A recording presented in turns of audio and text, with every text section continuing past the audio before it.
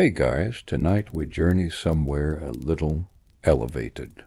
You, a mere mortal with a tendency to overpack and underthink, are about to find yourself standing at the threshold of a place whispered about in myth, painted in gold and absolutely, positively not meant for humans. Welcome to Mount Olympus. Picture this. 1 minute you're lounging in bed, maybe holding your phone a little too close to your face, and the next, you're hurtling upward like a poorly aimed firework. Clouds whip past your ears, gravity takes a smoke break, and you're suddenly aware that you're wearing the same socks you wore during that unfortunate gas station coffee spill. You crash gracefully. If you're lucky onto something that looks like marble but feels like a day-old meringue, the ground is soft, the air tastes like sparkling water mixed with eucalyptus, and everything smells vaguely of lighten and expensive perfume. And just as you take your first breath, it hits you. This isn't heaven. It's a gated community for divine egos. So before you get comfortable, take a moment to like the video and subscribe, but only if you genuinely enjoy what I do here. And let me know in the comments where you're watching from and what time it is. I like to imagine sleepy viewers across time zones, all gently tumbling into dreamland together. Now, dim the lights, maybe turn on a fan for that soft background hum, and let's ease into tonight's journey together. You're on your feet, wobbling like a newborn deer in a world that seems to have been designed by someone with a Pinterest board titled Drama, Glitter, and Ego. In the distance, marble columns twist skyward like vines, wrapped in golden ivy that glows faintly in the twilight. Every corner pulses with beauty and danger. A hummingbird-sized Pegasus zips by your ear and sneezes sparkles. And then there's a thud. Something immense just landed behind you. You turn. It's a centaur, and he's holding what appears to be a guest book made of stone. New arrival? He asks, not looking up. His voice is gravel and thunder. Name? No time to correct him, because the clouds part and you're immediately greeted by something less like a welcome committee and more like a divine stampede. A chariot of fire crashes down beside you, pulled by horses with manes of smoke. The air shimmers. You duck. Apollo steps out, tossing his golden hair like a shampoo commercial. Behind him, Dionysus is juggling goblets, one eye half closed. Someone shouts, "Who invited the mortal?" Hera glares in your general direction like you just forgot her birthday and used her favorite eyeliner without asking. Fun fact: in ancient Greek myth, mortals rarely visited Olympus. When they did, it usually ended badly, as in turned into a tree badly. Or, oops, now you're a constellation badly. Historians still debate whether Bellerophon's accidental arrival on Pegasus was a metaphor or just poor celestial GPS. The centaur clears his throat. Follow me. Thunder rumbles not from a storm, but from Zeus himself. His laughter. Or maybe someone just told him you don't know how to pray properly. The Olympians have a flair for theatrical sound design. As you walk, the centaur warns you. Don't drink the nectar. Don't look Medusa in the eye, yes, she visits sometimes. And definitely don't try to sit in any throne that glows. Noted. You enter a grand hall, its floor made of clouds that firm up under your feet like memory foam. The pillars hum with divine energy. At the far end, a massive golden table stretches into forever. Around it sit the gods, and they're all looking at you. Zeus squints. Hera rolls her eyes. Hermes winks and immediately pickpockets your watch. Apollo is composing a haiku in your honor. Athena takes notes. You wave awkwardly. Somewhere behind you, a nymph faints. Then Dionysus, who seems to be everywhere at once, raises his goblet and declares, "Let's welcome the mortal. Good luck," and then vanishes in a puff of cinnamon-scented smoke. You're ushered to a seat. A table is set with food that glows. A grape winks at you. The bread sings softly in ancient Greek. You're not ready, not even close, but it's too late now. You're officially a guest at Mount Olympus, and tomorrow, you'll wish you'd stayed in bed. The table stretches so far that its ends disappear into mist. Every few feet, another god or demigod reclines lazily on a gilded chaise, nibbling on something vaguely glowing, chatting in languages you don't recognize or that might not even exist. A breeze brushes your neck. You turn, half expecting a servant. Instead, it's a swan with 6 eyes wearing a toga. It bows and glides away. You sit stiffly at the mortal-sized chair that somehow appeared the moment you needed it. It's far less luxurious than the thrones around you. Imagine trying to sit comfortably on a lukewarm sculpture of your own awkwardness. Across from you, Hermes flicks a grape into his mouth and smiles with teeth just a bit too shiny. "So, how's your pulse?"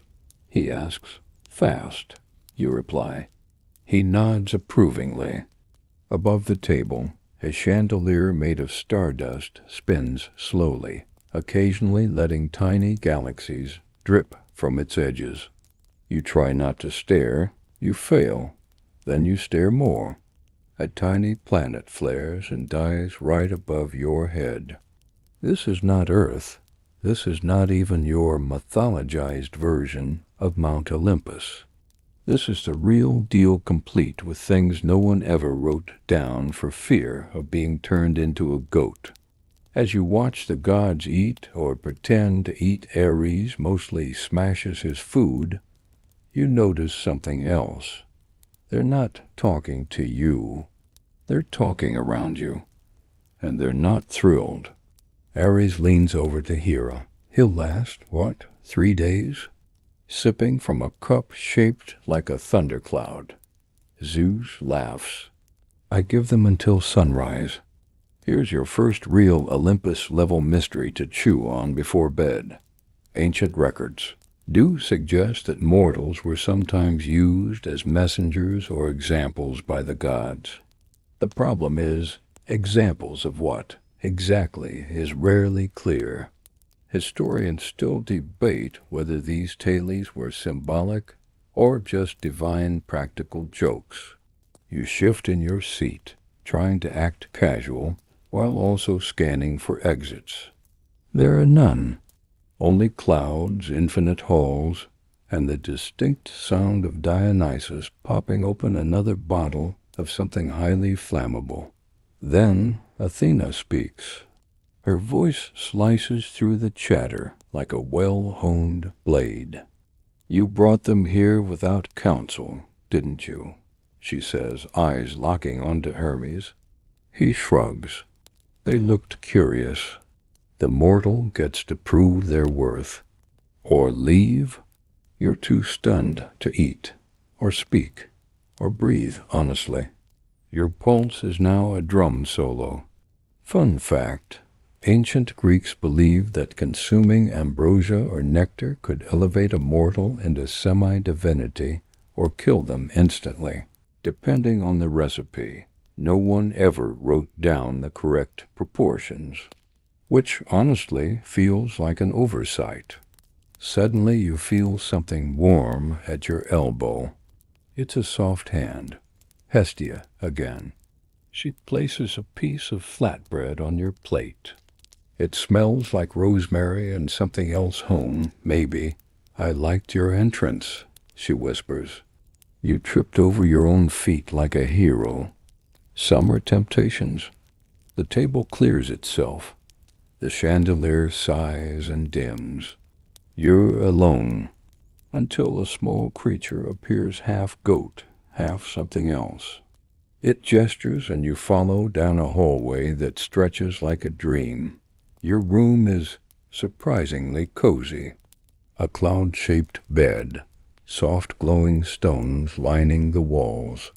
A pitcher of water that whispers lullabies in old Cretan. As you lie down, your brain replays the last few hours like a broken record.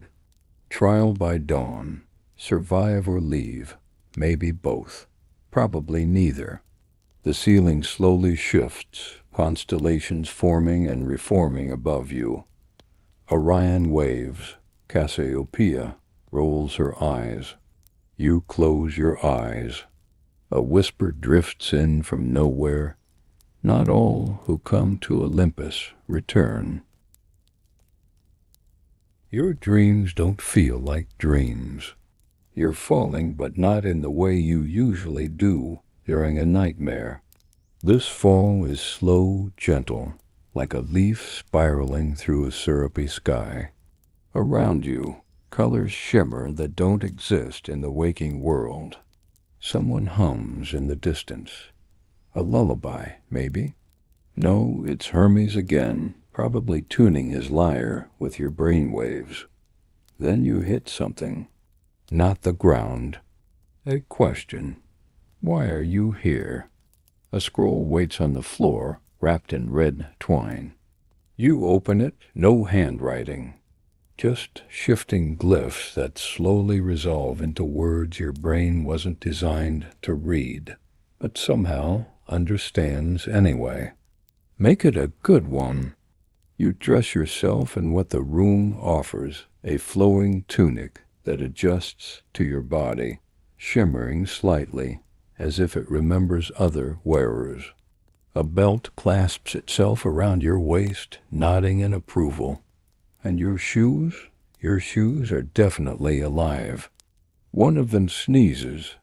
Outside your door stands a figure cloaked in deep green. You can't see their face. Trial one, they say, and turn. You follow. Because what else are you going to do? Try to Uber out of Mount Olympus? The hallways twist and reconfigure as you walk, like a building trying on different moods. Sometimes you see frescoes of old stories, Zeus turning into a swan, awkward. Persephone reaching for the pomegranate. A mortal turned into a tree mid-sneeze. All of them ripple as you pass. Eventually, you reach an archway covered in vines. The cloaked figure steps aside.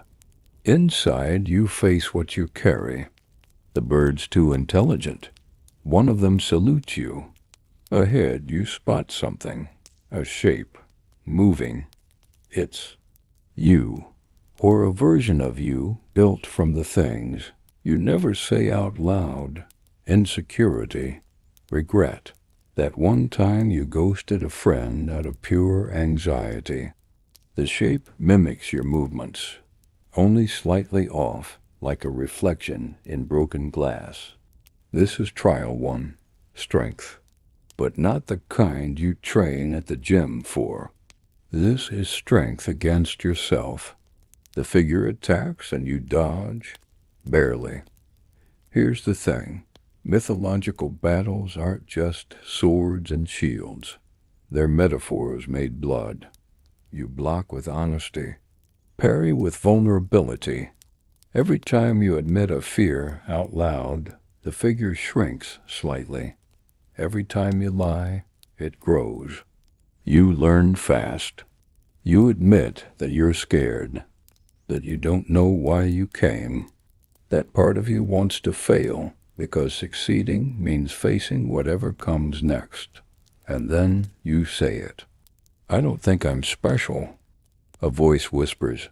Even gods fear their own reflections. Your legs wobble. Trial 1 wasn't exactly cardio, but it drained something deeper. Confidence? Energy? All of the above? You reach your room. It's unchanged. The picture now hums Queen. As you collapse into the bed, a faint voice hums in your ear. You wake up to the smell of cinnamon and ozone. There's a light mist curling along the floor. The walls of your room, which previously looked like they belonged in an ancient pottery class, are now etched with moving constellations. Orion gives you a thumbs up before disappearing behind a decorative column. This time no scroll waits for you. Instead, the door creaks open on its own, and a gust of wind whooshes in, lowering your blanket dramatically off the bed like a stage curtain.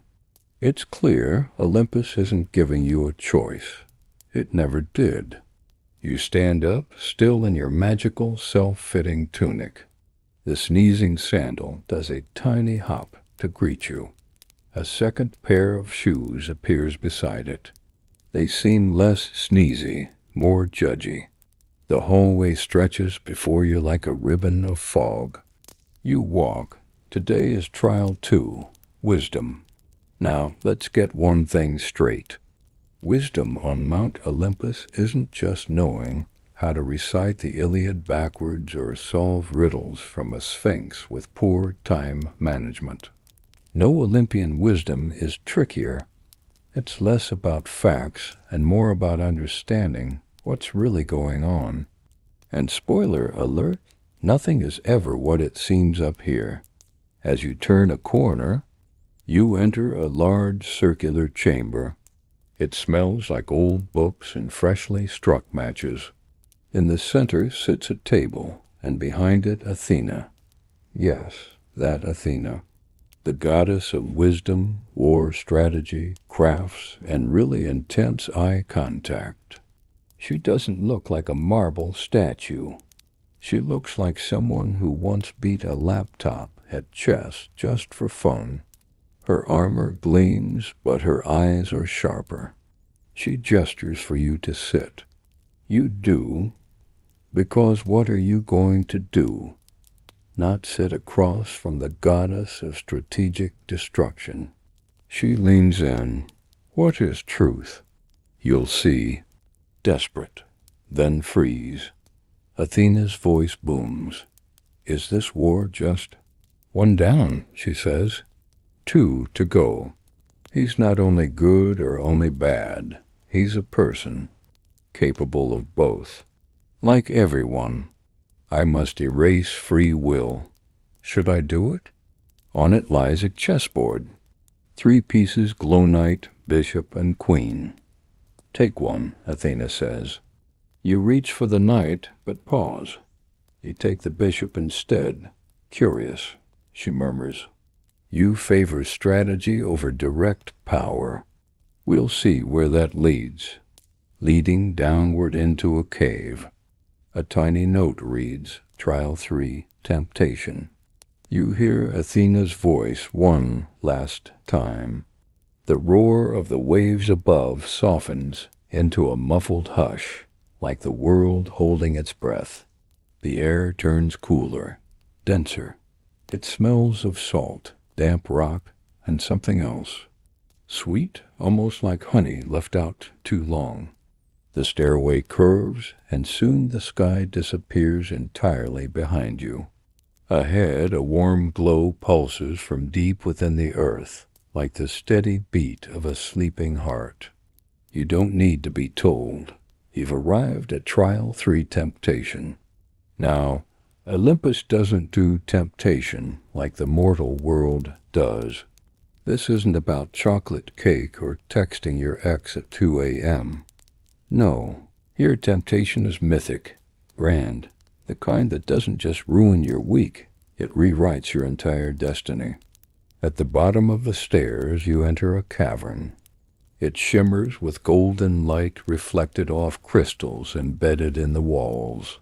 It's strangely silent, peaceful. And then there she is. A figure waits for you at the center of the cavern. She's cloaked in gauze that shifts between colors you don't have names for. Her voice, when she speaks, doesn't come from her mouth. It comes from the cavern itself. "Welcome, traveler," she purrs. "You've done well." Few make it past Athena, the exact creak in the floorboard by the window. You hear laughter from another room. Your family still whole. A lump catches in your throat. Echo's voice returns. You could stay. This is yours. A life unbroken, but it's already gone. And whatever vintage wine you like, on tap. Now you're on a beach, the kind you daydream about during boring meetings. Waves crash gently. Someone sits beside you, someone you've lost. They smile. You want to cry. "I miss you," you whisper. They lean their head on your shoulder. You could stay. You see yourself frozen in place, forever longing. You step back. This isn't them, this is just me. Wanting. ING. Beating faintly in your palm. Gift from the cave, Echo says, to remind you of what you gave up and why. The sky is clear, and someone is waiting for you. A man in sandals and way too many bracelets waves from a boulder. He has tousled hair, eyes like storm clouds, and the laid-back energy of someone who drinks laurel smoothies for fun. "Trial 4, he says. "You made it. Also your guide today. Blink too long and you'll miss a decade." A tingle runs up your legs like carbonated lightning, and your body feels different. Not just lighter, but faster. Thoughts dart through your brain like pinballs. You blink and trees blur. You're not walking anymore. You're flying an inch above the forest floor, speed married to intention. You race after Hermes, dodging trees with reflexes you didn't know you had. He's just ahead, but always just never quite catchable. His laughter echoes through the woods like a dare. "Keep up, newbie. You'll know when we get there," he calls back, "of course." Olympus loves its cryptic nonsense. Suddenly, Hermes veers off trail. You follow instinctively and emerge into a wide clearing. In the center, a spinning disk, etched with glowing lines, hovering just above the ground. Around it, a dozen versions of you, identical copies, stand still like statues mid-stride. You skid to a stop. "What is this?" And the disk lights up. Instantly, one of the clones moves forward onto it. A voice booms from nowhere. "Cold," Hermes mutters, "but decisive, survives. You're offered wisdom beyond comprehension, but you will lose the ability to speak. Alone or die now, remembered. These were soul benders." "Who writes these things?" you ask. "Mostly Clotho." Hermes shrugs. "She's into drama." The trees stretch, bend, recognize themselves into something different. You're now standing at the base of a colossal stone tower. It spirals upward into the clouds, impossibly tall. No doors. Just one long staircase curling around the outside, like a serpent hugging its prey. Hermes stretches. "This one's all you.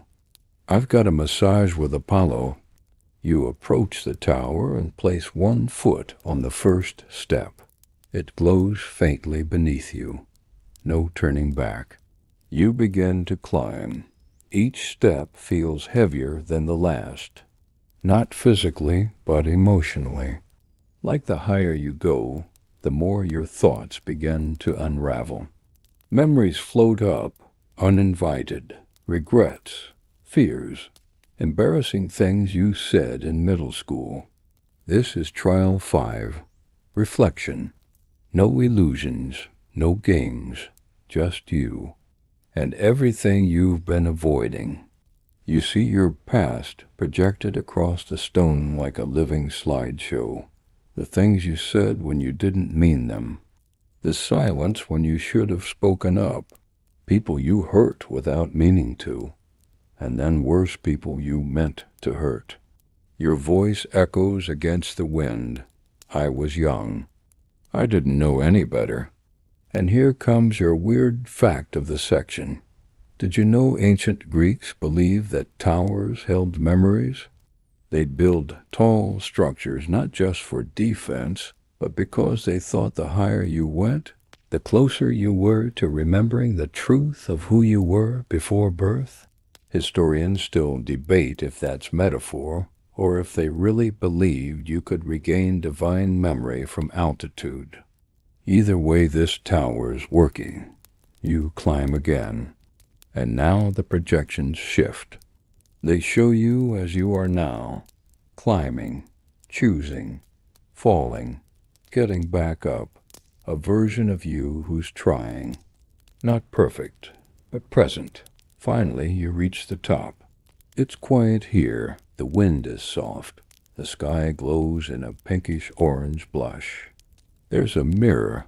Of course there is. You stand in front of it, and for the first time you see all of it.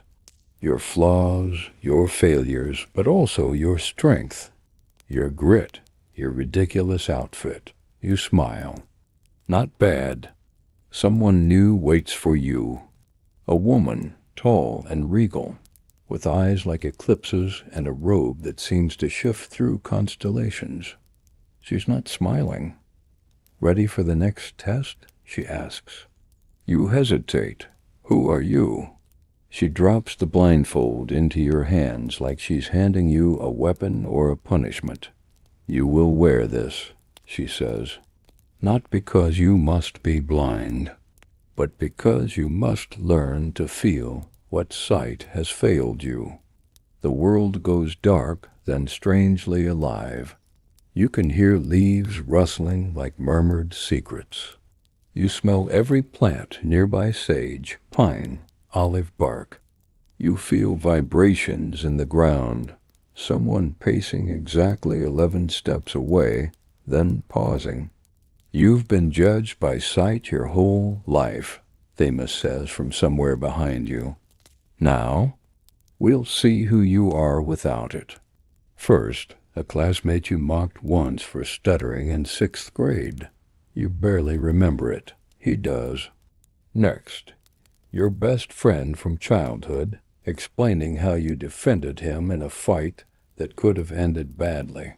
Then your sibling, crying softly, recalling the day you said something cruel and never apologized. Themis speaks again. You are not just who you think you are. You are who you've been to others. And here comes the curious trivia of the section. In early Greek courts, juries were often huge 201 to 501 people to dilute bias. They believed that in numbers justice found balance. But some myths say Themis judged alone because gods only needed one perspective, truth. Historians argue whether Themis was always blindfolded. Some depictions show her with eyes open, others blind. The debate continues. Does justice require blindness or sharp sight? In this moment you understand. It requires both. Themis now instructs you to speak, not defend, just speak. You find your voice surprisingly calm. You acknowledge your flaws. You thank the voices you own what needs owning. It's not a monologue, it's an unraveling. It feels honest. The scales shift. You feel a feather-light pressure on one side, then another. Balance has been considered, Themis says. Judgment is not punishment. It is awareness. She smiles. You passed. Sunshine. Ready for your next mistake, adventure? This part's not a trick. It's just messy. Everyone's dancing. You're in silk. You're barefoot. You've never felt more alive. You dance with strangers who feel like lifelong friends. You eat food you can't name, but crave instantly. You're weightless, limitless, burning with the joy of being here. And then the shadows creep in. The music gets louder, then too loud. The laughter shifts pitch like mockery. The faces blur. The warmth turns humid and sticky. You look down, the goblet is empty. Your feet hurt, your head spins. Where are you? This is the other side of indulgence. When joy curdles, when freedom becomes a trap, you see your reflection in the wine. You look lost. And now the voice in your head, maybe Dionysus, maybe you asks, would you give up clarity for the comfort of chaos? No. Perfectly round and glowing slightly. For the road, he grins. And if you ever want to party, don't, you're not ready. Next trial is wisdom. But first, let's test your ignorance. The path becomes marble underfoot. You've entered her domain now, a place where thoughts take shape and logic sharpens into a blade. Sit, she commands, and a stone bench rises from the ground. You sit. She conjures a table with a single object on it, a riddle carved into what looks like ancient bronze. You read it aloud. But I come alive with wind. What am I? Councils, courtroom debates, library shelves that spiral into the clouds. Wisdom, she says, is not knowledge. Knowledge is a pile of bricks. Wisdom is knowing how to build the house. But also historical. You must survive a day in the life of a student under Athena's tutelage. You take notes on a wax tablet. You debate with a boy who insists the earth is flat. You study geometry until your eyes blur. You argue ethics while eating olives and barley. And you realize something. Students were trained not just to recite knowledge, but to question it. The Socratic method, asking and answering questions to stimulate critical thinking, was a form of intellectual combat. And you?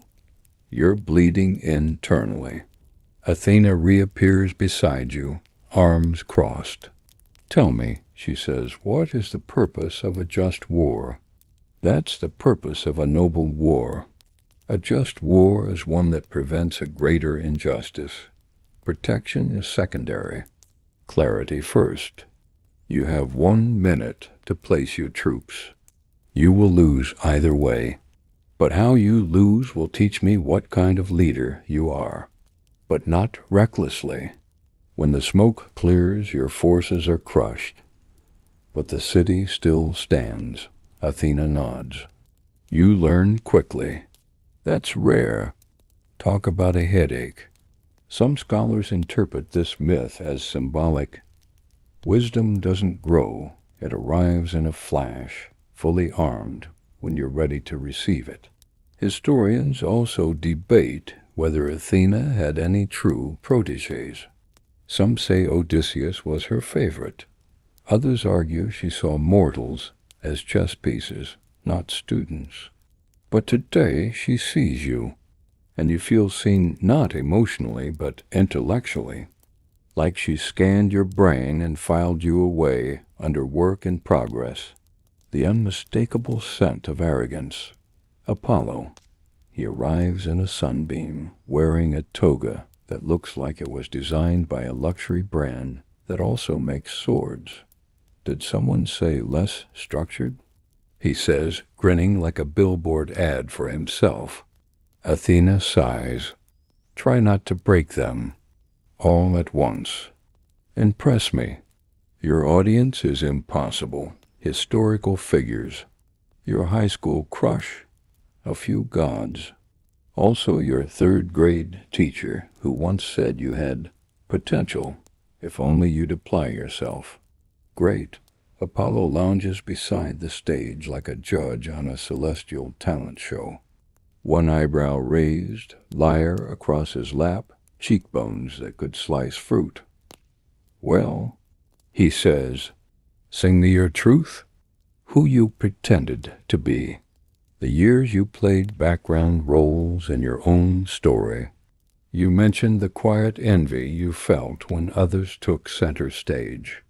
And then the moment you decided maybe tonight that enough was enough, the crowd doesn't cheer. They listen. Even Apollo looks momentarily impressed. That was unexpectedly honest. And suddenly you're inside a golden recording studio. This is the realm of perfection," he says, gesturing to flawless instruments and soundproofed silence. "But beware. Perfection is a performance, and performance can kill authenticity. I don't know how to play this." Historians note that his worshippers both revered and feared his duality. And your eccentric fact? Some ancient cults believed Apollo's music could literally bend reality, causing earthquakes, dreams, or sudden madness. He wasn't just a performer. He was a force. Right now, he's watching you with something new in his eyes, respect or amusement.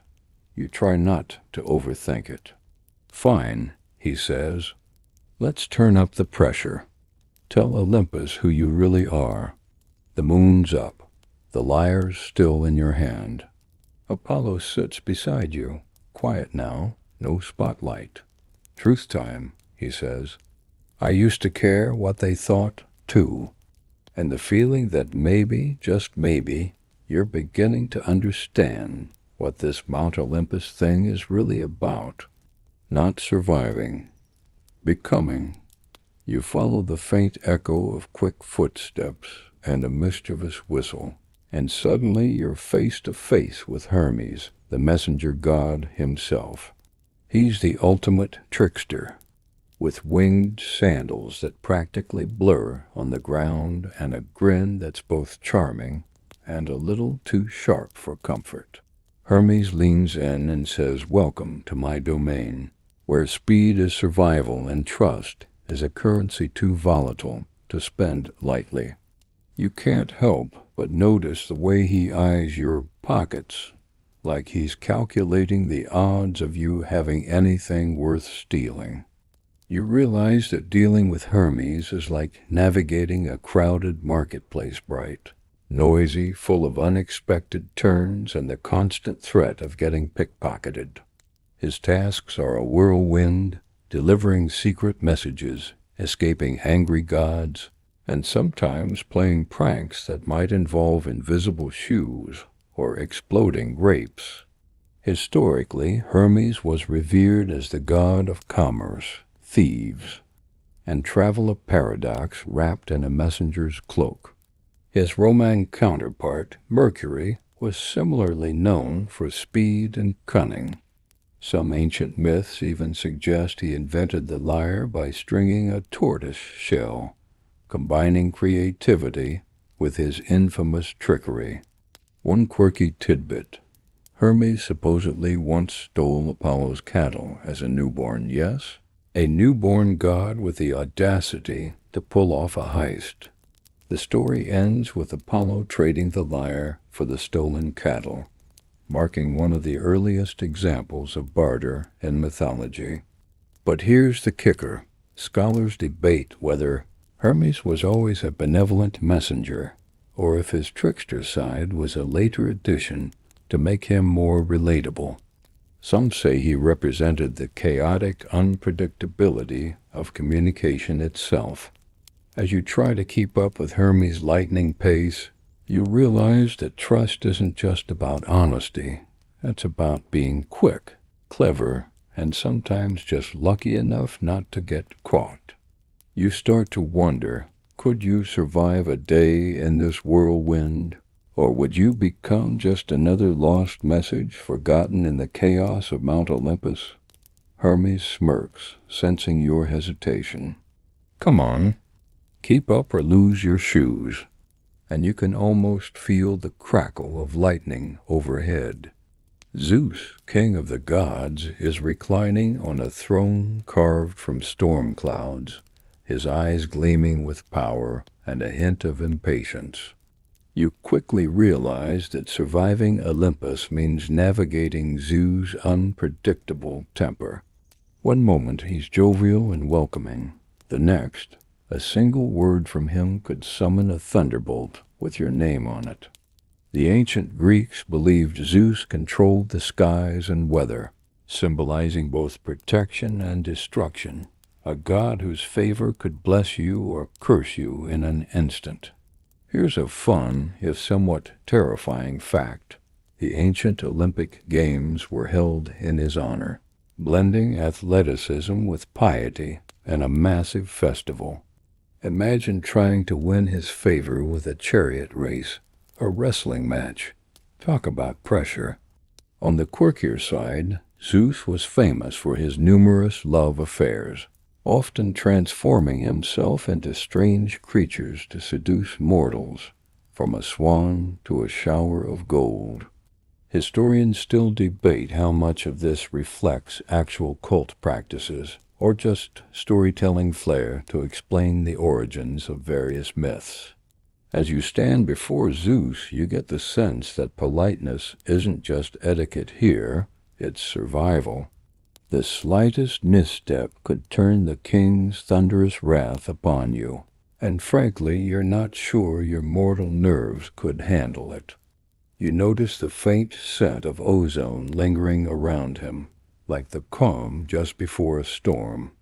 It reminds you of a modern thunderstorm, when the sky smells electric and every hair on your skin stands on end. Zeus's booming voice cuts through your thoughts. You think you can last a day here, mortal? Prove it. You understand why living among the gods is less a blessing and more an ongoing challenge. Here, power demands respect and sometimes a little fear. As you step away from Zeus's imposing presence, you find yourself wandering through a shimmering garden that seems both familiar and otherworldly. The sweet fragrance of ambrosia and nectar drifts through the air, mixing with the crisp scent of mountain pine. This, you realize, is the realm of Hera, queen of the gods and goddess of marriage and family. Hera's aura is powerful but much different from Zeus's stormy intensity. There's a commanding grace in her every movement, a quiet strength that demands your attention without needing to shout for it. You recall that, historically, Hera was revered by the ancient Greeks as a protector of women and marriage, often invoked during weddings to bless the union. Interestingly, some scholars argue her worship may have originated from earlier fertility goddesses, pointing to her deep roots in ancient spiritual practices. But beware, her reputation for jealousy is legendary, especially concerning Zeus's many affairs. There's a certain tension in the air, like walking a tightrope over a pit of vipers. You might think this sounds like the ultimate family drama, but imagine how exhausting it would be to live it daily, especially as a mortal caught in their crossfire. Here's a quirky tidbit. In some myths, Hera would send a giant snake named Python after her rivals, or turn them into animals to punish them. No wonder ancient weddings came with so many prayers for protection. Historians continue to debate Hera's exact origins and how her image evolved over time. Was she primarily a nurturing mother figure, or more of a formidable queen who ruled with an iron fist? Either way, she's not someone to cross lightly. Walking through the garden, you catch sight of peacocks strutting nearby, their feathers shimmering with an unnatural iridescence. Those birds, you learn, were sacred to Hera and often symbolized her watchful eyes.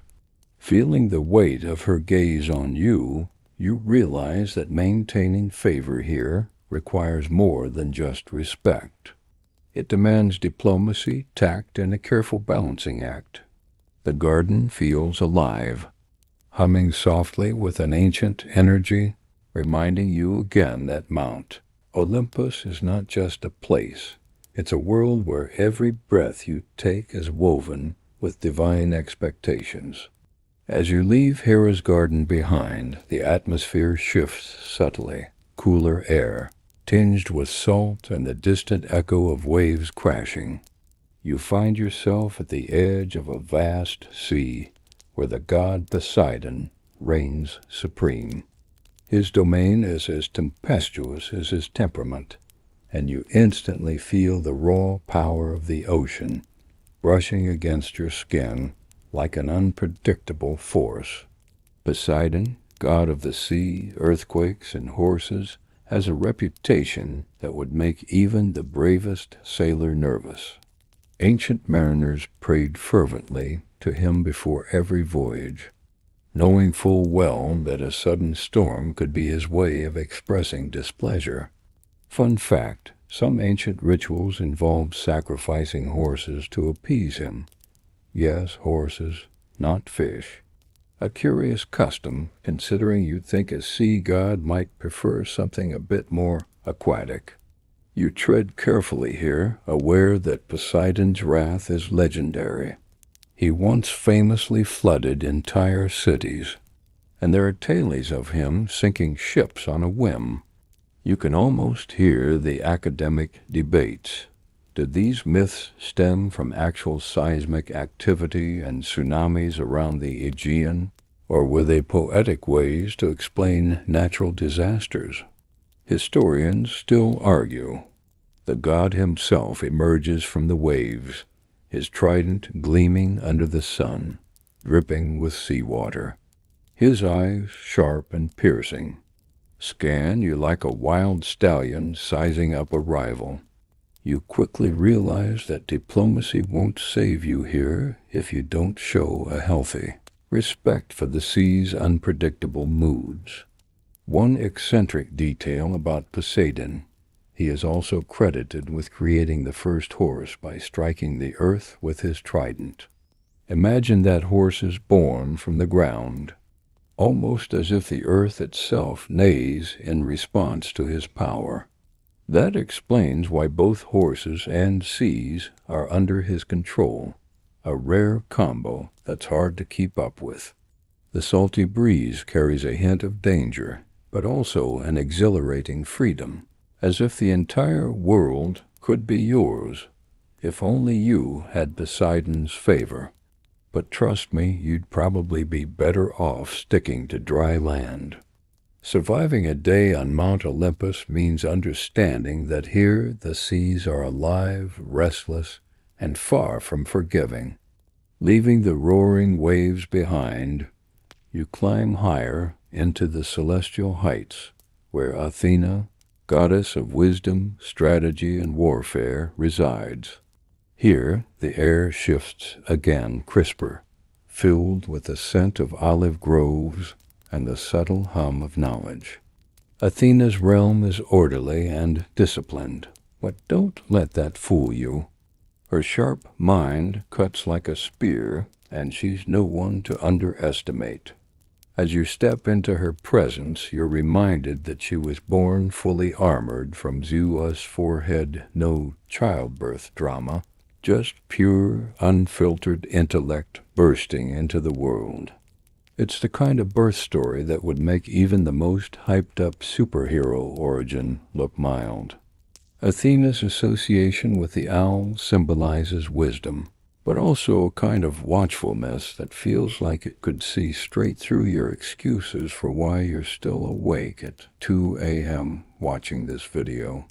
A well-known historical tidbit is that the city of Athens is named after her, following a contest with Poseidon over who could gift the city the most valuable offering. Spoiler alert: Athena's olive tree beat Poseidon's salty horse by a long-shot talk about winning with style and practicality. One quirky side note about Athena: She was a fierce protector of crafts like weaving. Imagine the goddess of war also being the patron saint of your grandma's knitting club. A surprising combo, but it kind of makes her more relatable if your grandma suddenly started strategizing battles over tea. You can almost hear the scholarly debates now. Was Athena really a war goddess, or more a symbol of intellectual warfare and civil strategy? Historians still ponder this duality. The truth might lie somewhere in between, just like how you probably think you're ready for a hike up Olympus, but secretly dread the climb. Despite her disciplined aura, Athena welcomes you with a knowing smile like she sees your struggle to stay awake, but appreciates the effort. She reminds you that surviving a day on Mount Olympus isn't just about muscle or magic, it's about brains and calm under pressure. Good luck with that, because with all the divine egos around, it's not as easy as it sounds. You find yourself wandering toward the summit of Mount Olympus, where the mighty Zeus rules as king of the gods. The air grows heavier, charged with thunder and the scent of ozone, as if a storm is always just about to break. Zeus's throne is a spectacle high above, gilded with gold and cloud-wreathed, a fitting seat for a god who commands the sky and lightning. As you approach, you realize that living under Zeus's rule means dealing with his mercurial temper and complicated family drama. Known for his many affairs and numerous offspring, Zeus isn't exactly the poster god for marital fidelity. You might joke that keeping up with his romantic escapades would make even the busiest soap opera seem dull. One famous historical fact: ancient Greeks believed the Olympic Games were held to honor Zeus, a tradition that has lasted thousands of years and morphed into the modern global event we all know today. The original games were a mix of athleticism and religious ritual, something that's hard to imagine fitting into your Netflix binge schedule. An eccentric tidbit? Zeus was sometimes depicted with a beard that looked like it was chiseled by the gods themselves, a style that might inspire a few modern hipsters if they could manage lightning bolts instead of clippers. Plus, some myths say Zeus could throw thunderbolts so fast and fierce they could shatter mountains. You can bet that would make any neighborhood watch meeting far more exciting. Of course, historians debate the extent of Zeus's power and his relationship with other gods. Was he truly the ultimate ruler, or more a figurehead among equals? The question is a classic one in Greek mythology studies, and the answer might just depend on which version of the myth you prefer.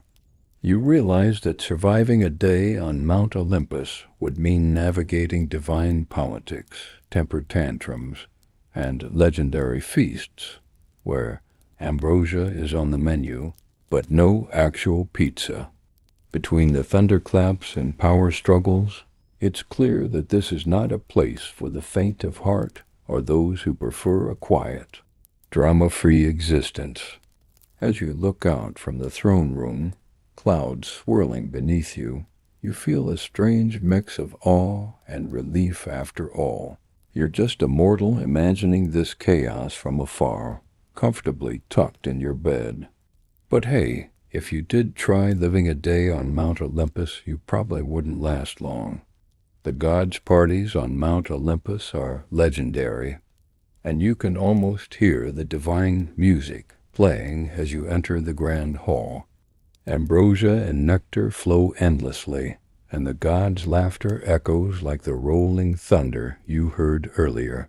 But don't be fooled by the festive atmosphere. These gatherings can quickly turn into competitions of wit, power, and sometimes petty grudges.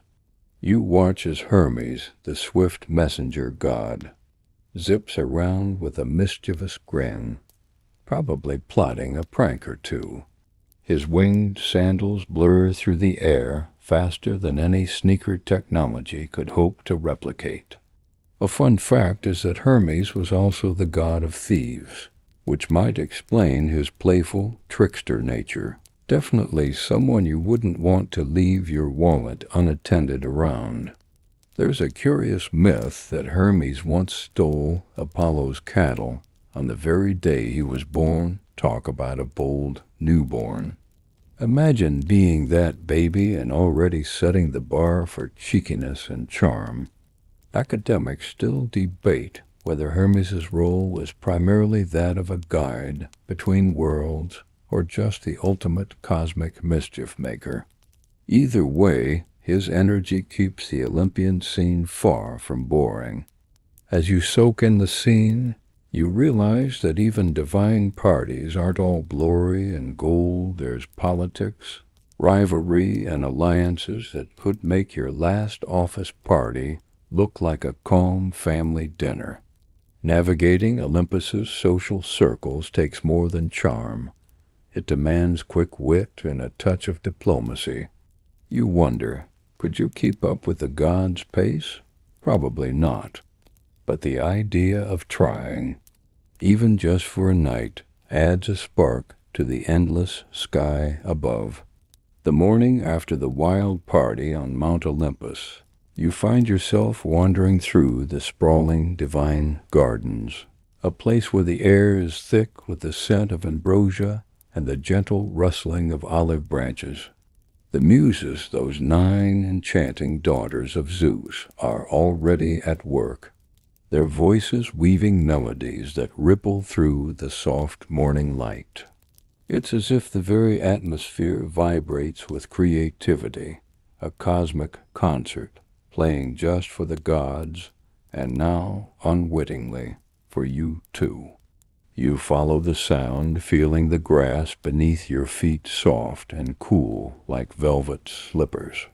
The Muses don't just sing to entertain, they are the essence of inspiration, the very source of every epic poem, song, and dance that has ever stirred the hearts of mortals and immortals alike. Imagine that every story you've ever heard, every poem you have paid attention to in school, owes its existence to these 9 divine sisters. It's almost overwhelming, like being handed the keys to a vast library where every book writes itself. Here's a well-known fact. Ancient Greek poets always invoked the Muses before beginning their works. Homer, the legendary blind poet, famously called on them at the start of both the Iliad and the Odyssey, hoping for a spark of divine inspiration to guide his epic tales. So basically, even back then, artists knew that sometimes you need a bit of supernatural help to avoid writer's block.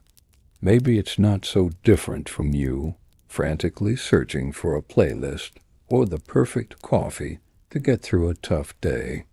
A peculiar curiosity about these divine siblings is that they were said to be born from Zeus and Mnemosyne, the Titan goddess of memory.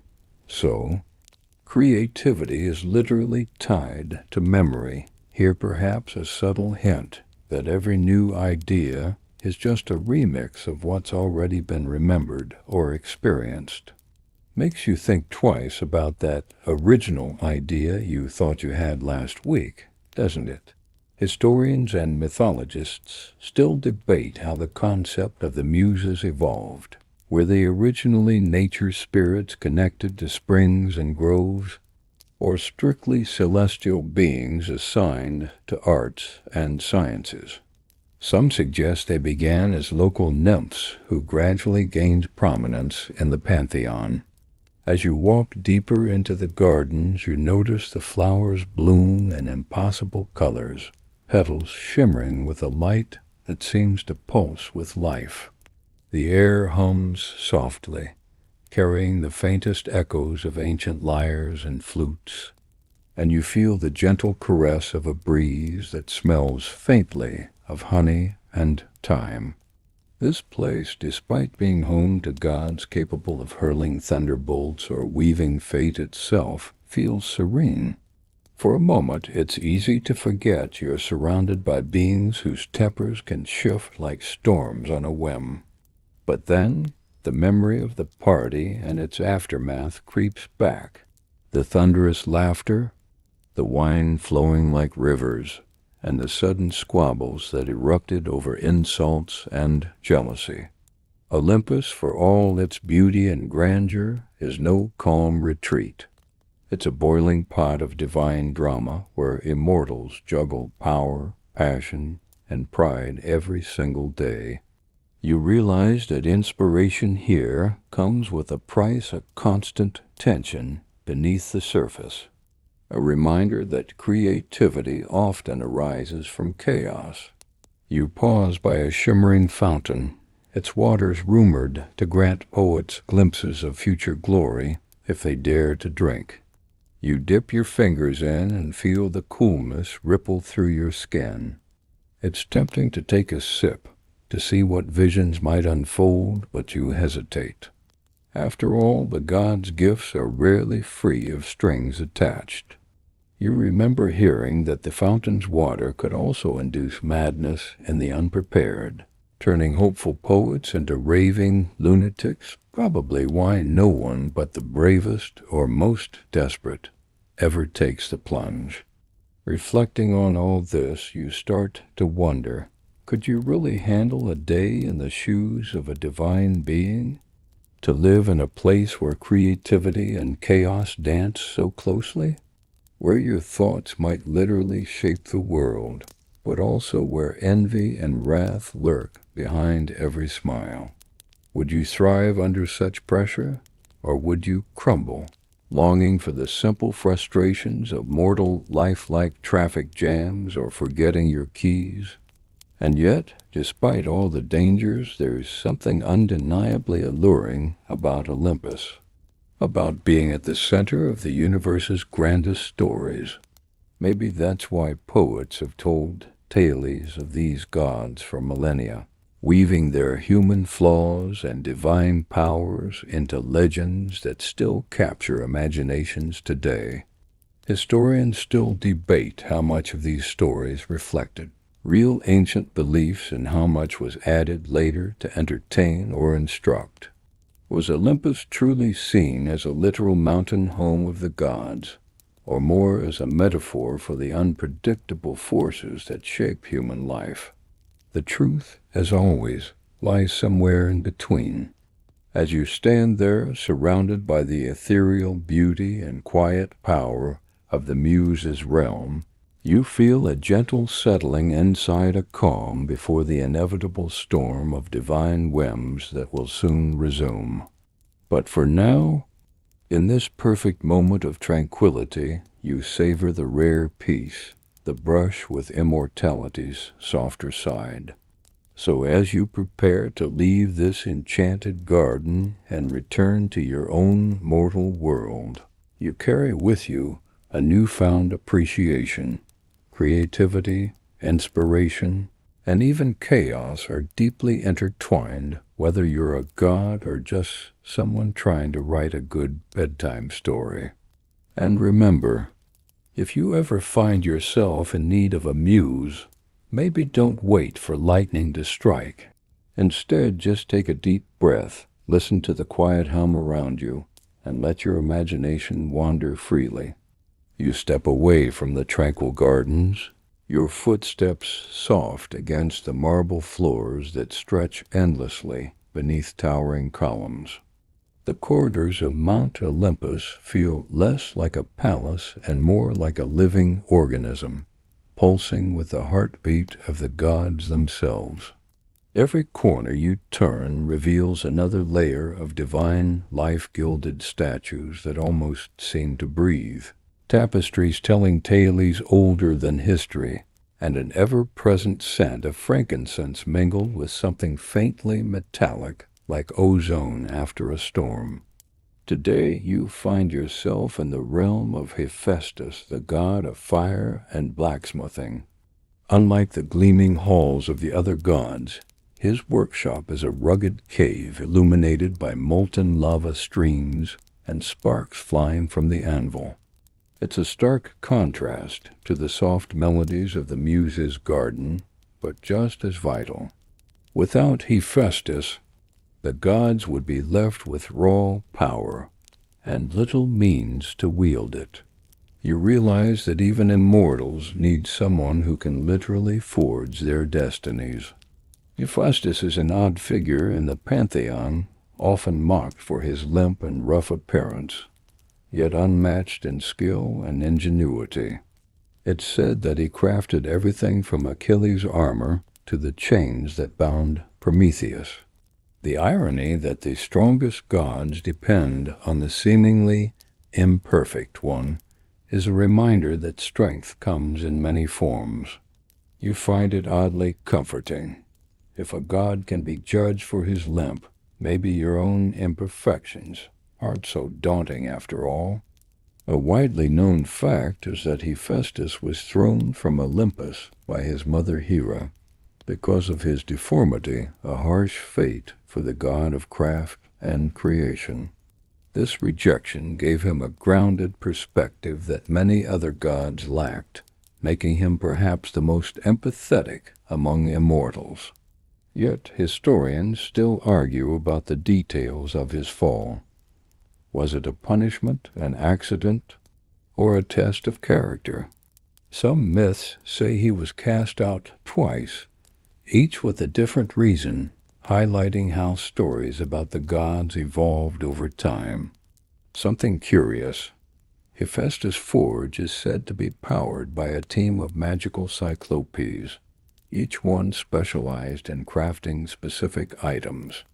Imagine tiny blacksmiths with one eye, hammering away while singing strange songs in unison, an assembly line of mythical artisans. It's a little like a divine version of a startup incubator, buzzing with creativity and innovation, but with the added drama of occasional fiery explosions. And yes, historians debate whether these cyclopes were literal creatures or symbolic representations of craftsmen's guilds in ancient Greece. While you watch the rhythmic pounding of the hammer, you catch the scent of hot metal and sulfur, the warmth radiating like a cozy fireplace on a cold night. It's strangely inviting, even though you know a single misplaced step here could result in an unplanned baptism by molten iron. You try to imagine living here permanently, endless noise, heat, and pressure to create perfection. No wonder Hephaestus isn't exactly the life of Olympus parties. But it's not all work and no play. Hephaestus is famous for his clever sense of humor and practical jokes. One myth tells how he trapped his wife Aphrodite and her lover Ares in a golden net, invisible to the other gods, exposing their affair in the most humiliating way possible. The gods supposedly laughed for days, and this story reminds you that even in divine circles, jealousy and love affairs can get messy and amusing. This day in Hephaestus' forge makes you realize that surviving on Olympus isn't just about brute strength or charm. It's about wit, resilience, and the ability to endure harsh conditions while keeping your sense of humor intact. If you thought your toughest day was navigating office politics or family dinners, try balancing fire, lighten, and immortal egos all at once. You remember the old academic debate. Was Hephaestus originally a nature god connected to volcanoes and earthly forces, later transformed into the divine smith? Some scholars suggest that his persona embodies the fusion of elemental power and human creativity, a symbol of how humanity bends raw nature to its will. It's a reminder that even gods reflect human struggles and triumphs, albeit on a cosmic scale. As you leave the forge, a glowing ember drifts past your shoulder, a small token of the gods' fire. You pocket it with a smile, a subtle reminder that even in the heart of Olympus, creativity and imperfection go hand in hand, and that sometimes the best way to survive is to embrace your inner spark, however flawed it may be. You find yourself walking toward the edge of Olympus, where the air feels thinner and the vastness of the mortal world stretches out beneath you like an endless tapestry. The gods often look down on humans from this lofty perch, their immortal eyes watching the struggles and triumphs of mortals, as if from a grand theater box. But today you're going to get a glimpse of why living on Olympus isn't just about power, it's about constant surveillance, drama, and the inability to escape one another's gaze. On your way, you pass by the grand hall of Hera, queen of the gods and goddess of marriage. Known for her fierce protectiveness and legendary jealousy, Hera is both revered and feared. You've probably heard the stories, from her relentless pursuit of Zeus' many lovers to her vindictive punishments of mortals caught in divine crossfire. It's a reminder that on Olympus, even the highest-ranking gods are caught up in the mésanges of emotions, especially the ones we think only humans feel.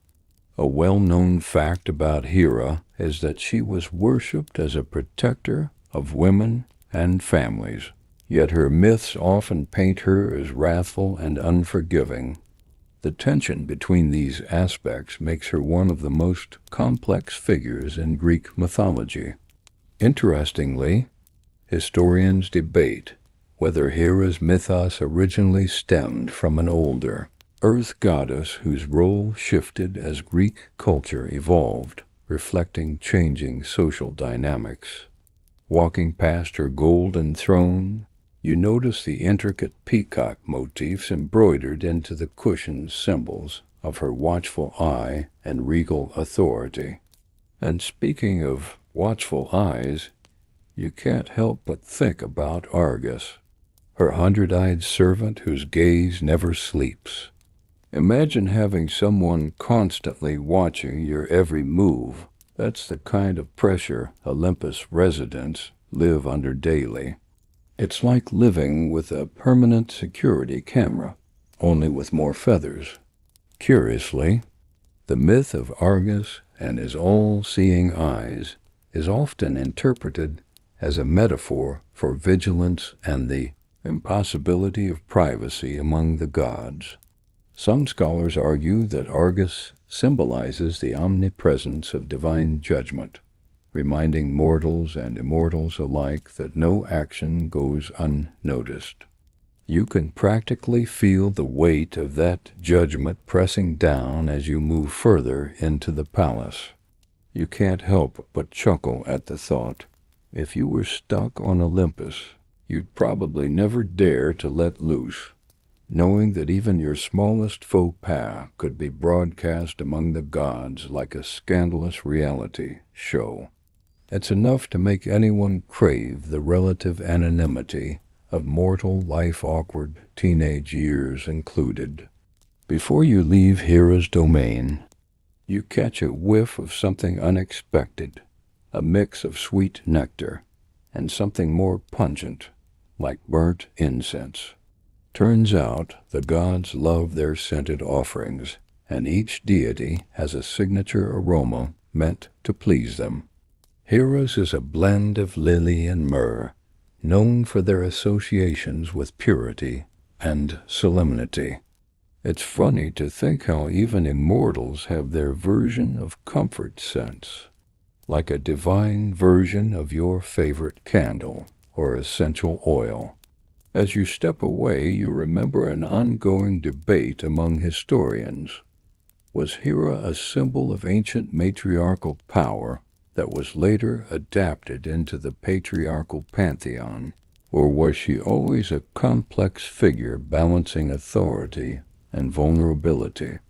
Whatever the answer, It's clear that surviving Olympus means navigating a labyrinth of power plays, where love and jealousy often collide with divine consequences.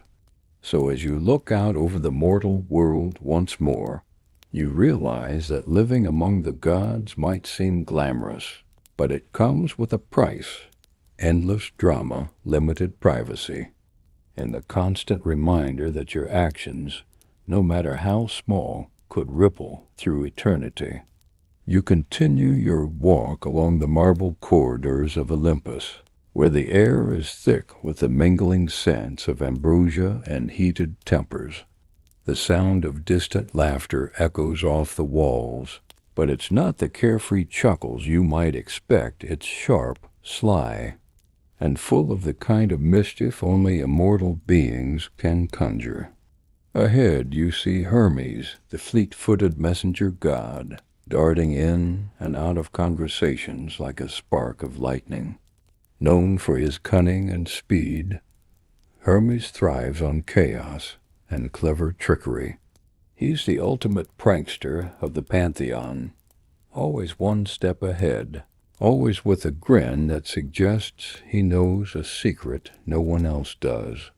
You know Hermes best as the guide of souls to the underworld, but that's just one facet of his multifaceted persona. A widely known fact about Hermes is that he invented the lyre, crafted from a tortoise shell, gifting the world with music and harmony.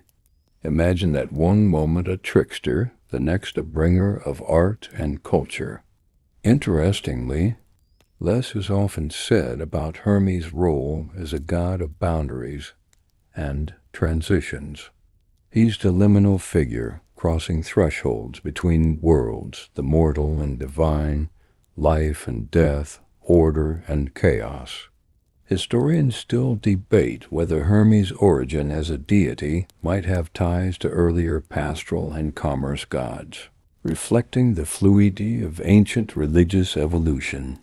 Watching Hermes weave through the crowd, you notice he's also the ultimate multitasker, juggling errands for Zeus, delivering messages, and somehow managing to sneak in a joke or two that leaves even the grimmest gods smirking. If you had to survive Olympus, you'd have to master this level of adaptability. One moment serious, the next irreverent, all while maintaining your divine duties. Hermes catches your eye, offering a wink that feels like an unspoken challenge. Try keeping up. You almost want to take him up on it, but deep down, you know that his pace is impossible to match for mere mortals like you. Then there's the ever-present debate among scholars about Hermes' trickster nature. Some view him as a mischievous but ultimately benevolent figure, while others argue that his pranks sometimes border on malicious, reflecting the unpredictable nature of life itself. It's this duality that makes him both fascinating and frustrating, a god who embodies the chaos you'd struggle to handle living on Olympus. As you follow Hermes' trail, you catch a glimpse of his winged sandals, those iconic talaria that give him unmatched speed. Imagine having the ability to zip across the universe at a moment's notice. No wonder he's the go-to messenger. The sandals are said to have been crafted by Hephaestus himself, the divine blacksmith whose creations are legendary for their perfection and power. Speaking of Hephaestus, you think about the other side of Olympus' social dynamic, the quiet, hard-working god who spends his days forging weapons and artifacts in the volcanic forges beneath the mountain.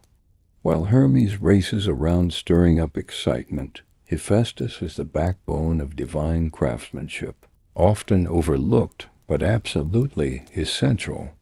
Curiously, Hephaestus is the only Olympian born with a physical disability. He was thrown from Olympus by Hera and landed hard, crippling one leg. His story is a reminder that even gods have vulnerabilities, though Hephaestus turned his hardships into strengths, becoming the master artisan whose creations rivaled any mortal invention. Historians often debate the symbolism of Hephaestus' exile and return. Some suggest it reflects ancient attitudes toward disability and redemption, while others see it as a metaphor for transformation and resilience. Either way, living on Olympus means that no one is perfect, not even the gods. As your thoughts drift, you realize how this complex web of personalities, powers, and rivalries shapes the atmosphere of Olympus. It's not a place of serene divine calm, but a lively, unpredictable environment where even immortality can't guarantee peace. So as you stand amidst the swirling energies, you wonder if you could really keep your balance in such a place. The constant demands, the fierce personalities, and the ever-present gaze of other immortals, these are challenges beyond mere physical endurance. You'd need wit, patience, and perhaps a good dose of humor to survive a single day. You push forward into the grand dining hall of Olympus, where the gods gather to feast on ambrosia and nectar foods, said to grant immortality and eternal youth. The atmosphere buzzes with divine conversations, some playful, others loaded with the weight of cosmic politics.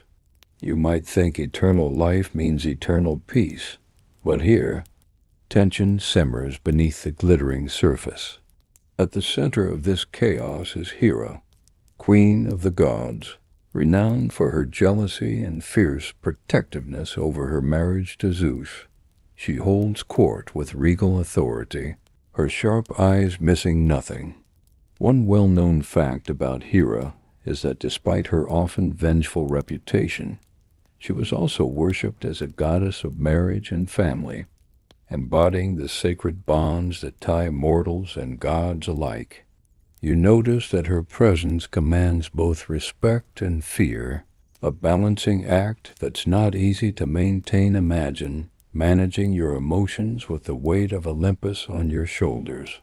Some scholars argue that Hera's wrathful nature reflects ancient Greek societal views on marriage and fidelity, making her a complex figure rather than a simple villain.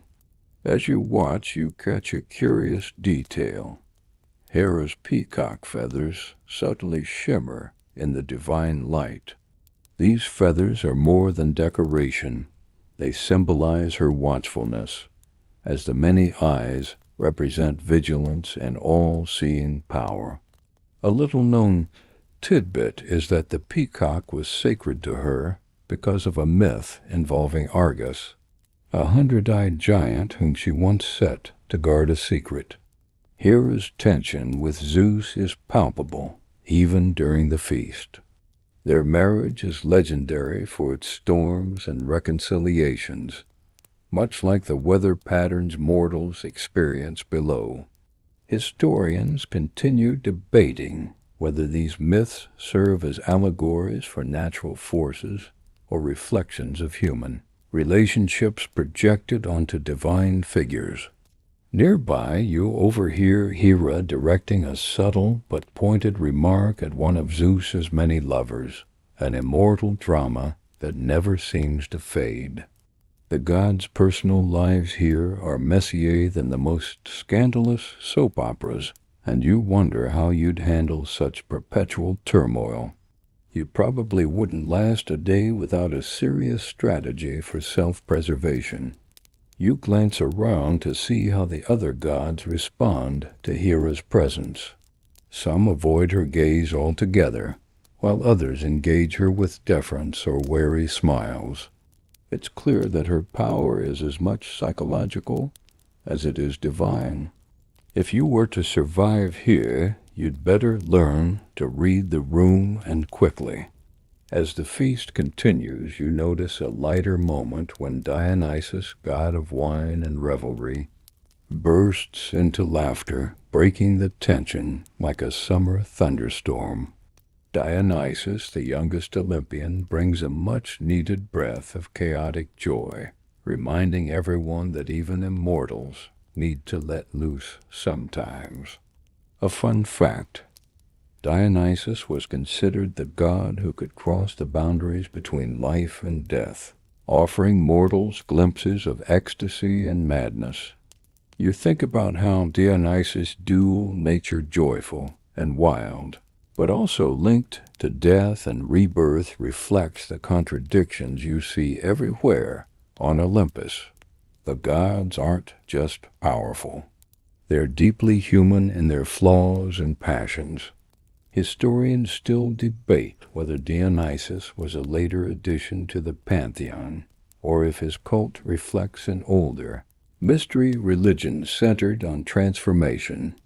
This ambiguity only adds to the sense that Olympus is a place of constant change, where nothing is as stable as it seems.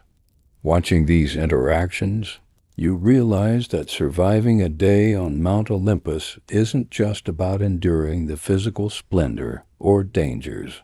It's about navigating a social labyrinth more complex than any mortal court. You'd need all your senses sharp, your wits about you, and maybe a few divine favors to make it through unscathed.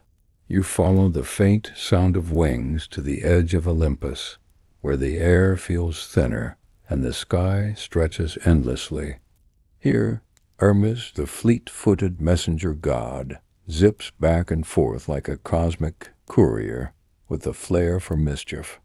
You try to keep up, but his speed is dizzying. No wonder he's known as the god of travel, commerce, and, less gloriously, thievery. Hermes' winged sandals sparkle in the sunlight, a symbol of his swift movement between worlds. He carries a caduceus, a staff entwined with serpents, often mistaken for a medical symbol, but historically representing negotiation and balance. One curious fact is that Hermes was the only god who could safely enter and leave the underworld, guiding souls with a deft hand. You imagine trying to outrun him or outsmart his quick wit, good luck. Historians debate whether Hermes originated as a trickster deity from older folk traditions before being assimilated into the Olympian hierarchy. His role as a liminal figure between worlds speaks to the ancient Greeks' fascination with boundaries between life and death, gods and mortals, order and chaos. As you watch Hermes, you notice him whispering secrets to a group of mortals gathered below on a distant mountaintop. His presence is like a spark, igniting curiosity and daring among those who glimpse him. This reveals an eccentricity. Hermes often took delight in meddling in mortal affairs, sometimes helping, sometimes pranking them, proving that even divine intervention came with a mischievous edge. You reflect on how Hermes embodies the unpredictability you'd face on Olympus. You wouldn't just survive physical threats, you'd constantly dodge verbal barbs, pranks, and clever schemes. His laughter rings out, light and infectious, but there's a sharp edge beneath it, like a warning to not take anything at face value here. Nearby you spot a quieter figure, Hestia, goddess of the hearth and home, who contrasts sharply with Hermes' restless energy. She's rarely in the spotlight, but holds an essential role in maintaining divine and mortal harmony. Her eternal flame burns steadily, symbolizing stability and warmth amid the chaos of Olympus. Interestingly, Hestia voluntarily gave up her throne among the 12 Olympians to maintain peace, a fact often overlooked but significant in understanding the complex hierarchy here. Some scholars argue that her quiet power represents a societal ideal of home and community, undervalued yet vital. You realize that Olympus is a world of extremes, from Hermes' rapid flights to Hestia's calm flame, from wild Dionysian revelries to Hera's calculated rule. To last even a day here, you'd need to switch gears constantly, balancing chaos with calm, cunning with patience. You take a deep breath, savoring the rare, quiet moment near Hestia's hearth. You remember the old saying about not putting all your eggs in one basket on Olympus. That advice isn't just practical, it's life-saving. Historians still debate how these divine roles influenced daily Greek life and ritual practices. Was Olympus a blueprint for human society's virtues and flaws, or simply a stage for storytelling? Either way, the gods' personalities are as instructive as their powers, a lesson in survival you'd need to learn fast. You step deeper into Olympus, and the atmosphere shifts. Here, the air is thick with grandeur and the weight of eternal expectations. You find yourself in the presence of Hephaestus, the god of fire, metalworking, and craftsmanship. Unlike the other gods who seem effortless in their divine authority, Hephaestus carries the weight of rejection both literally and metaphorically. His limp, a signature of his fall from Olympus or birth, as some might say, marks him as the flawed god, yet his forge is where Olympus magic is born. As you watch, sparks fly from his hammer as it strikes glowing metal. The ringing sound echoes through the cavernous workshop, a symphony of creation and destruction combined. The sheer heat from the forge ripples in the air like a desert mirage, and you feel sweat bead on your brow despite the cool mountain breeze outside. Hephaestus's workshop is a chaotic paradise filled with half-finished inventions, automatons, and intricate weapons crafted for gods and heroes alike.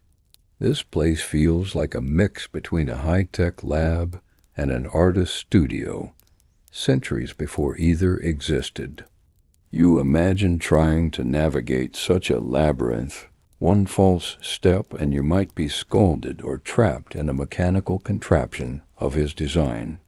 A quirky fact about Hephaestus is that despite his physical imperfection and sometimes awkward demeanor, he was married to Aphrodite, goddess of beauty and love.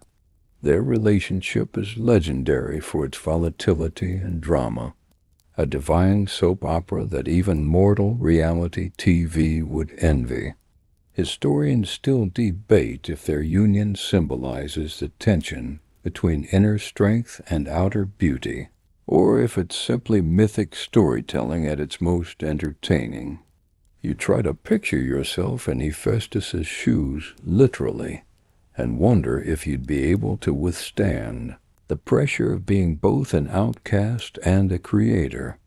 There's an academic debate on whether Hephaestus's lameness represents a metaphor for imperfection in a world obsessed with perfection, a reminder that even gods have their vulnerabilities. One of the stranger anecdotes you learn here is that Hephaestus crafted automatons, mechanical servants made of gold and silver that could perform tasks independently. Imagine waking up to a team of golden robots helping you get dressed, brewing coffee, and cleaning your shoes. In ancient times, this might have seemed like pure magic. Today, it feels eerily like a glimpse into our future. Hephaestus's forge isn't just a workshop, but a metaphor for resilience. The fire represents both destruction and renewal, a duality that you'd have to embrace if you wanted to survive on Olympus. Every god here has a flaw or contradiction, and understanding that complexity is crucial. As you stand in the glowing warmth, you realize that the gods' power isn't just in their abilities, but in how they embody human qualities amplified to divine extremes. You think about your own imperfections, and suddenly, Hephaestus's limping figure doesn't seem quite so intimidating. But don't get too comfortable. The same forge that creates marvels can easily become a trap or a weapon. Remember, in Olympus, every blessing carries a hidden danger. You move on, feeling the heat fade, but the intensity of the place lingering. Olympus is a world where the line between genius and madness blurs, and only those who can navigate both will last even a day. You continue your climb through the shimmering marble halls of Olympus, and soon find yourself in the gardens tended by the lesser-known goddess Persephone. Not the Persephone you might immediately think of, the queen of the underworld, but her namesake cousin, a youthful figure tasked with nurturing the delicate blooms that thrive in this rarefied environment.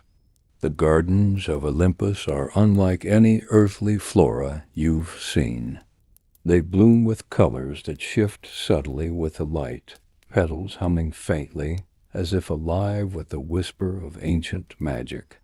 You bend down to inhale a blossom that seems to emit a scent both familiar and alien, a mix of wild honey, fresh rain, and something faintly metallic, like the taste of old coins. It's mesmerizing, but also a little unsettling. You realize these aren't ordinary flowers. They hold divine essence, cultivated to inspire gods and mortals alike.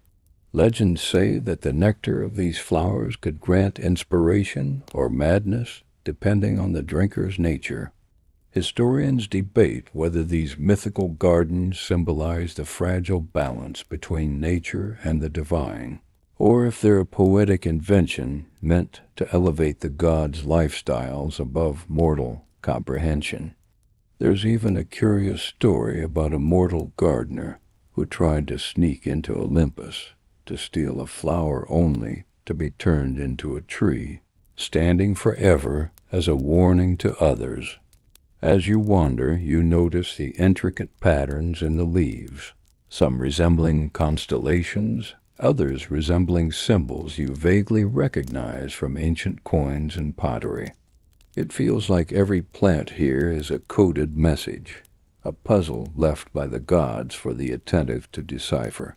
Persephone herself appears briefly, her touch as light as a breeze, her presence calming but firm. She offers no words, just a knowing glance that suggests she sees more than just your mortal curiosity.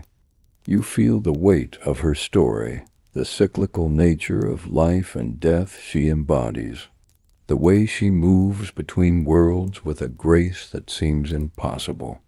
You think about how unprepared you'd be for this realm, where even the gardens demand your respect and humility.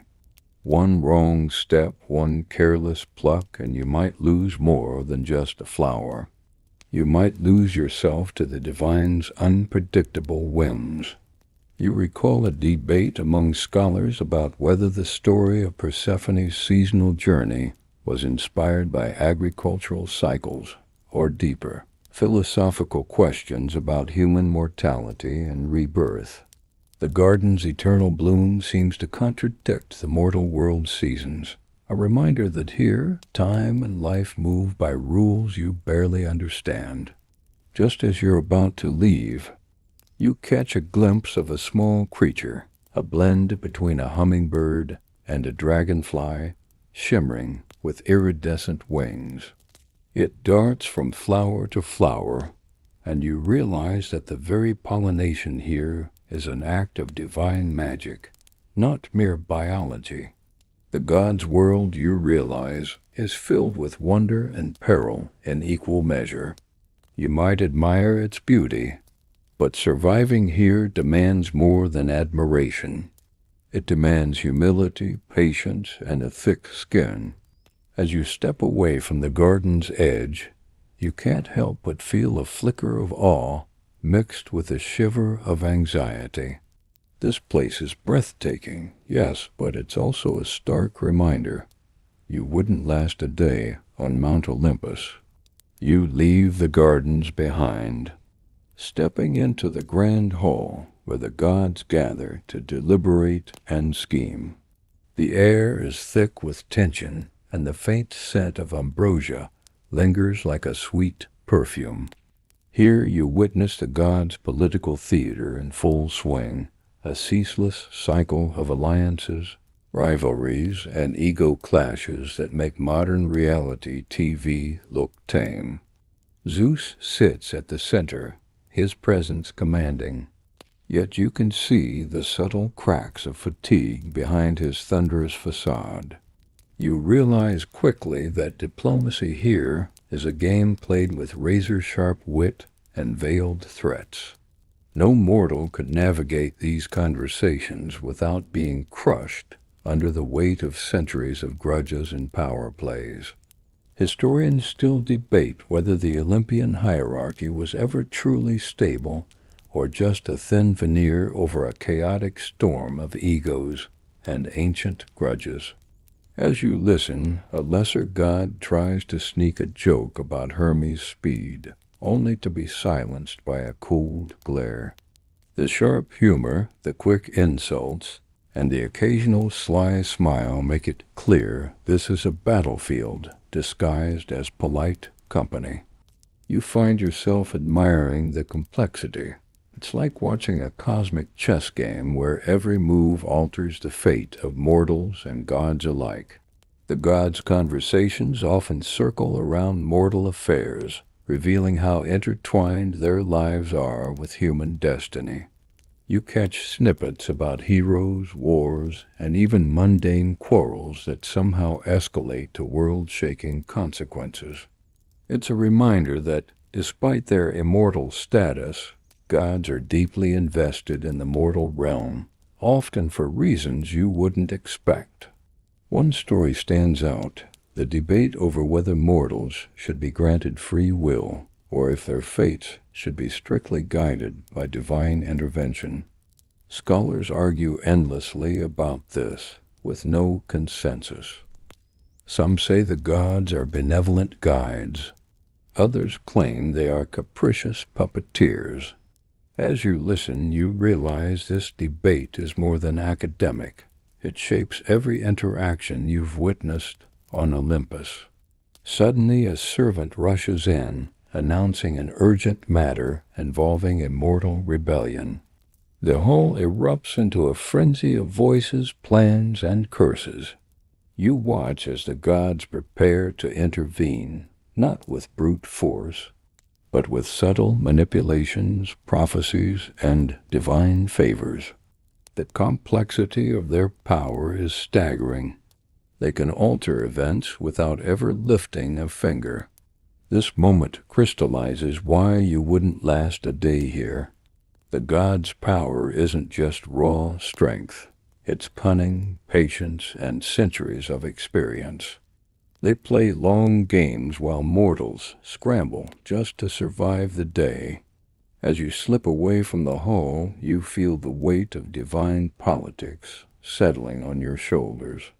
It's exhilarating, terrifying, and utterly overwhelming. Just another reason why Olympus isn't a place for the faint-hearted.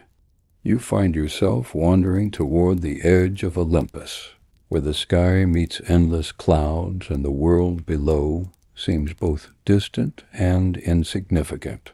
Here, the environment shifts. The lush gardens and polished marble give way to wild winds and misty crags. It's the threshold between the divine realm and mortal earth, and you can almost feel the boundary pulsing like a heartbeat. Standing here, you realize just how precarious the gods' hold on their immortality truly is. They depend on the belief, worship, and stories of mortals to sustain their power. Without it, they would fade, lost to time and oblivion like so many forgotten myths. You remember that ancient fact: the gods were once mortals, elevated by stories and faith, and historians still debate if any deity was truly born immortal or if it's all a grand illusion of power and memory. A gust of wind sweeps past you, carrying whispers of mortal prayers and curses alike. Some gods thrive on adoration, others on fear, and a few, surprisingly, seem to relish being forgotten, hiding in shadows until the world calls them back. You think about Hermes and his role as a messenger between realms, a cosmic Uber driver shuttling secrets and souls with an irreverent grin. You spot a curious figure sitting on a rock, meditating amid the clouds. It's a titan, exiled yet still powerful, biding time. Their presence is a reminder of the Olympian rise, a brutal overthrow that reshaped the divine hierarchy. This ancient tension lingers like a quiet storm, waiting to erupt again. Some say the Titans still hold secret knowledge that could unmake the gods, a theory debated fiercely among scholars and conspiracy theorists. As the sun begins to set beyond the horizon, painting the clouds in hues of pink and gold, you realize something important. Mount Olympus isn't just a place of divine power. It's a fragile ecosystem of stories, struggles, and ambitions, a kingdom held together by myth as much as by might. You breathe in the rarefied air, feeling small yet strangely connected to this cosmic drama. And you know, without a doubt, you wouldn't last a day here. But maybe, just maybe, that's for the best. As the twilight deepens, you wander deeper into the heart of Olympus, where the gods retreat to their private domains. The atmosphere here is a blend of opulence and tension, like a palace built on secrets and whispered rivalries. You catch the scent of ambrosia drifting on the breeze, a divine delicacy that sustains immortals, but tastes like a mix of honey and your grandma's finest herbal tea. It's oddly comforting, yet completely out of reach for you. You stroll past a shimmering pool where the goddess Aphrodite lounges, her laughter like the tinkling of crystal glasses. She's embroiled in one of her legendary love intrigues, always a fresh scandal. It's said she once used a magical girdle to ensnare even the most stoic gods. But historians still debate if that story was a metaphor for influence or something more literal. One quirky detail you learn is that in some ancient versions, she wasn't just about love and beauty, but also a fierce protector of sailors, which feels oddly practical for a goddess known more for heartbreaks. Nearby, Hephaestus hammers away in his forge, sparks flying like miniature stars. His workshop smells of hot metal and sweat, a sharp contrast to the fragrant gardens outside. You remember the odd fact that despite being the god of fire and craftsmanship, Hephaestus was born lame, a detail that humanizes him in the vast pantheon. Some scholars argue this imperfection represents the idea that even divine creation isn't flawless, a debate that fuels many lectures on mythology and art. You overhear a conversation about Zeus' latest temper tantrum, which somehow involves a lightning bolt and a rather unfortunate cloud nymph. The gods' petty disputes are surprisingly relatable, reminding you that power doesn't necessarily come with wisdom or maturity. It's like watching a cosmic soap opera where immortality only amplifies their flaws. Despite the beauty and grandeur, you realize that Olympus is a precarious balance of egos, schemes, and ancient grudges. You wouldn't last a day in this environment. Your mortal patience and skepticism would wear thin in hours. But there's a strange allure in watching these divine beings navigate their eternal dramas, as if their struggles echo your own in a grand cosmic mirror.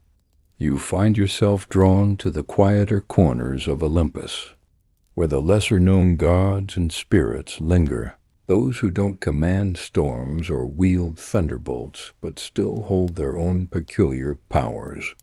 Here, the atmosphere shifts from grandiosity to something more intimate, almost secretive.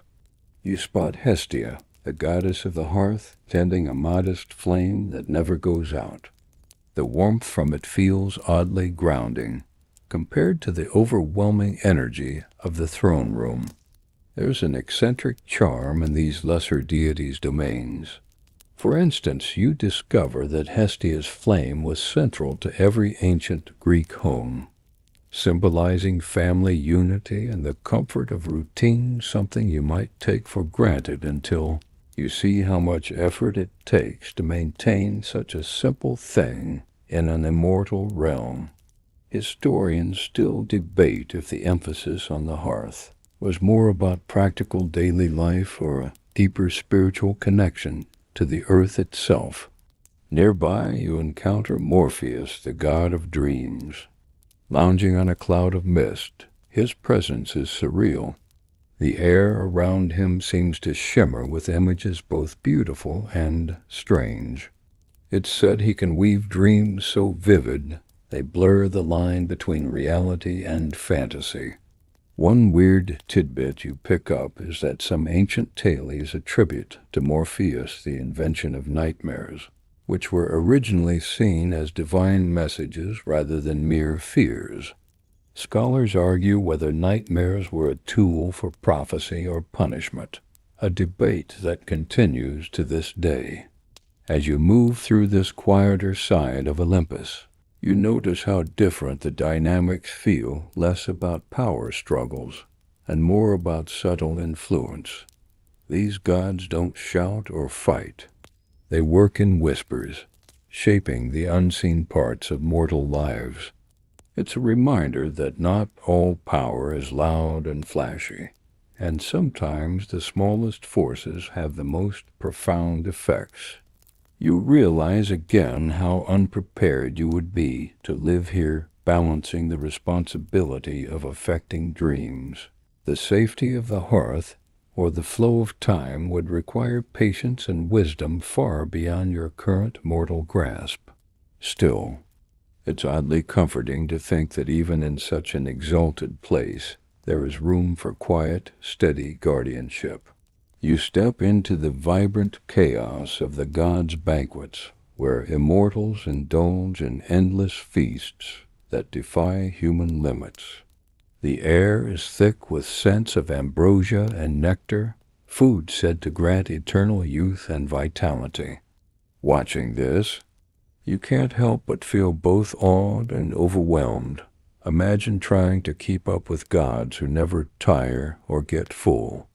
It's a wild scene, full of laughter, music, and subtle displays of power. Each god's personality bursts out through their choice of food, drink, and companions, making it less a meal and more a spectacle. One well-known fact is that ambrosia was believed to be the source of the god's immortality, but a lesser-known curiosity is that some ancient texts suggest that mortals who ate ambrosia might become immortal too, but only if the gods allowed it, which was extremely rare. This creates a fascinating debate among scholars. Was ambrosia a literal food, a metaphor for divine favor, or simply a symbol of purity and perfection? You notice how the gods use these banquets to weave alliances and subtle rivalries. Hermes, the trickster, is darting between tables, sharing whispered rumors that could turn the tide of divine politics. You catch a glimpse of Hera, her sharp gaze not missing a single slight or gesture. She's the queen of Olympus. And you quickly realize the social games here are just as dangerous as the battles. The sheer extravagance of this world makes you realize again why you wouldn't last a day here. The constant stimulation, the never-ending need to perform, and the ruthless political undercurrents would exhaust anyone mortal. Yet there's also a strange beauty in it. The gods' stories, their flaws, and passions all come alive in these moments, reminding you that even immortals are tangled in dramas far from perfect. As the feast winds down, you find yourself drifting toward the edge of Olympus, where the view stretches endlessly into mortal realms below. The gods begin to retreat to their palaces, and the once thunderous laughter softens into murmurs. Here, in this quiet moment, you finally understand the true burden of their existence, the endless cycle of power, envy, love, and loss repeated for eternity. You realize that while their lives seem glamorous, the price of immortality is a loneliness and complexity that no mortal could truly endure. You look down at the world beneath and imagine yourself among the mortals, living a fleeting but vibrant life. The beauty of impermanence dawns on you, the freedom to feel, to change, and to rest at the end of a day. It's a gift you never want to trade for the golden chains of Olympus. Historians still debate whether Mount Olympus was always conceived as a physical place or more a symbol of divine authority and distance.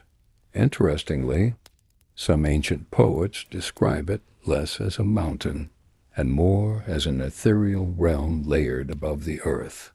This ambiguity adds a layer of mystery to the stories, blending geography with myth.